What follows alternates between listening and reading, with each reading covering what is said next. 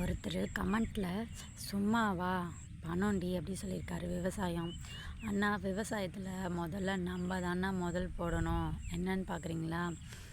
முதல்ல ஏர் ஓட்டணும், அண்டை வெட்டணும், பெரம்பு தடவணும். அப்புறமா நெல் வாங்கியாந்து அதுக்கு தனியாக ஒரு இடம் செதுக்கி அது உள்ள நாற்று விதைக்கணும். அதுக்கப்புறம் அந்த நாற்றை பிடுங்கி ஏர் ஓட்டின காயனியில் நடவு செய்யணும். நடவு செய்கிற ஆளுங்களுக்கெல்லாம் கூலி தரணும். அப்புறம் களை எடுக்கணும், மருந்து போடணும், மருந்து அடிக்கணும்.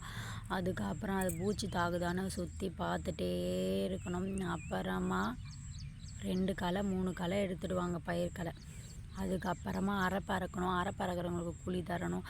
அப்புறமா அந்த நெல் எடுத்துகிட்டு போய் ஒரு நல்ல இடத்துல எடுத்துகிட்டு போடணும்.